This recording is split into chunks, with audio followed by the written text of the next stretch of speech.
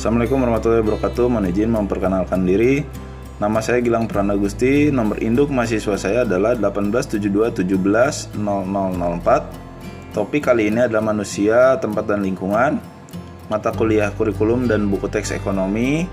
Dosen pengampunya adalah Bu Ayu Nurul Amalia, Eskom MPDM Ikom di Universitas Pancasakti, Bekasi. Sebagaimana kita ketahui bahwa manusia itu adalah makhluk sosial dan lingkungan itu adalah kesatuan ruang dengan semua benda, daya, keadaan dan makhluk hidup termasuk manusia dan perilakunya. Nah, di sini ada yang namanya ruang ya. Nah, ruang ini di tempat permukaan bumi yaitu secara keseluruhan ataupun yang digunakan oleh makhluk hidup untuk tinggal.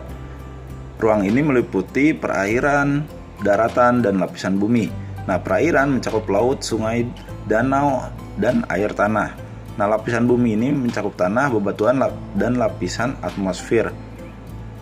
Nah, batas ruang itu apa sih? Batas ruang itu merupakan tempat dan unsur-unsur lain yang mempengaruhi kehidupan di bumi.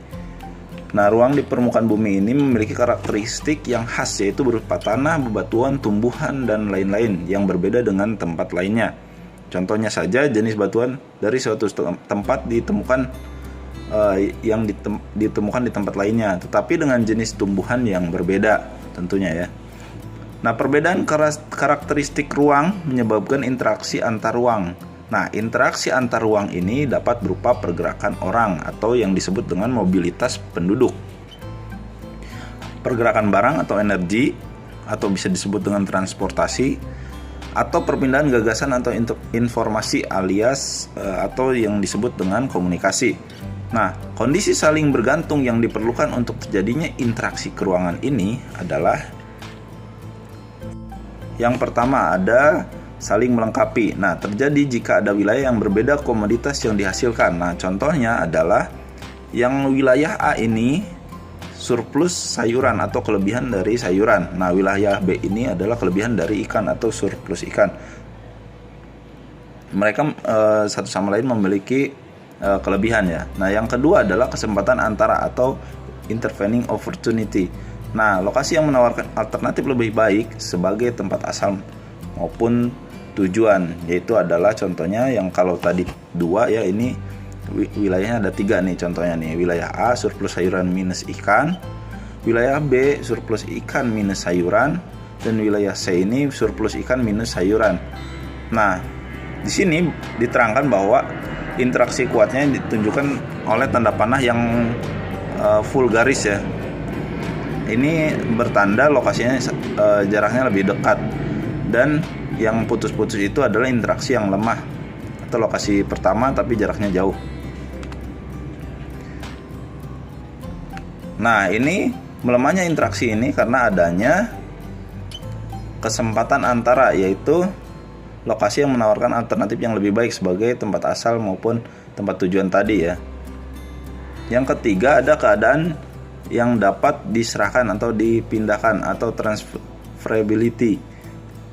Nah, peta ini adalah gambaran permukaan bumi dari suatu gambaran suatu bidang datar yang diperkecil, yaitu dengan menggunakan skala.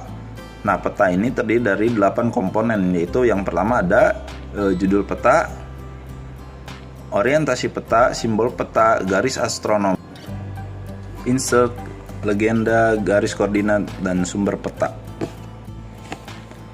Nah, Indonesia ini bagaimana letaknya? Nah, Indonesia terletak antara 9 derajat bujur timur sampai 141 derajat bujur timur dan 6 derajat lintang utara sampai 11 derajat lintang selatan.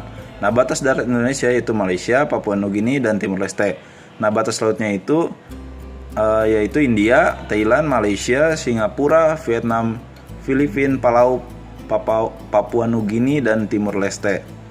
Nah, secara geografis Indonesia ini berada di antara 2 benua, yaitu benua Asia yang terletak sebelah utara Indonesia dan benua Australia, yaitu yang terletak di sebelah selatan Indonesia. Nah, Indonesia ini memiliki iklim tropis, yaitu dengan ciri suhu udara yang tinggi sepanjang tahunnya. Nah, Indonesia ini memiliki sumber daya alam yang melimpah, misalnya hasil hutan. Nah, hasil hutan Indonesia ini dikenal dengan sumber kayu. Ada sekitar 4.000 jenis kayu hasil hutan Indonesia. Contohnya adalah kayu kruing, jati, meranti, rotan, cendana, rosmala, dan lain sebagainya.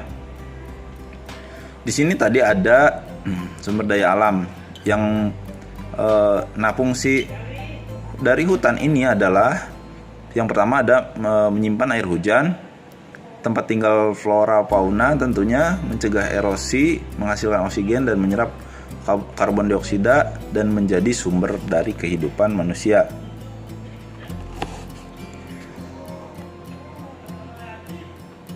Komposisi penduduknya adalah yaitu pengelompokan penduduk berdasarkan umur, jenis kelamin, mata pencaharian, agama, bahasa, pendidikan, tempat tinggal, dan jenis pekerjaan dan sebagainya. Nah, di sini di Indonesia itu ada yang disebut dengan pertumbuhan penduduk. Nah, pertumbuhan penduduk ini adalah keseimbangan dinamis antara kekuatan menambah dan kekuatan mengurangi jumlah penduduk. Selanjutnya, pertumbuhan penduduk yang sangat cepat ini bisa menyebabkan persebaran penduduk tidak merata, banyaknya angka pengangguran, banyaknya penduduk kurang produktif sehingga angka ketergantungannya tinggi, arus urbanisasi tinggi, menurunnya kualitas dan berkurangnya kesejahteraan dari penduduk. Nah, ini biasanya dialami kebanyakan oleh negara berkembang. Nah, seperti apa dinamika penduduknya? Nah, perubahan jumlah penduduk ini pada suatu wilayah disebabkan oleh 3 faktor, yaitu yang pertama adalah kelahiran atau natalis. Yang selanjutnya ada kematian atau mortalitas, dan perpindahan atau migrasi. Nah, jumlah penduduk Indonesia ini sekitar 256 juta jiwa dan menduduki peringkat keempat di dunia. Kondisi kependudukan di Indonesia adalah tingkat pertumbuhan termasuk kategori sedang, yaitu sebarannya tidak merata dan kualitasnya masih rendah. Mayoritas penduduk Indonesia merupakan masyarakat yang memiliki suatu bangsa dan budaya yang beragam. Di Indonesia ini terdapat 1128 suku bangsa.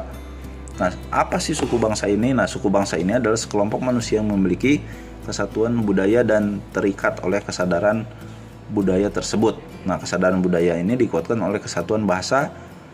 Nah, ciri-ciri yang membedakan suku bangsa itu bahasa, adat istiadat, sistem kekerabatan, kesenian daerah, dan tempat asal. Ya, mungkin cukup sekian sedikit pemaparan materi dari saya. Semoga bermanfaat. Bila itu wal hidayah. Wassalamualaikum warahmatullahi wabarakatuh.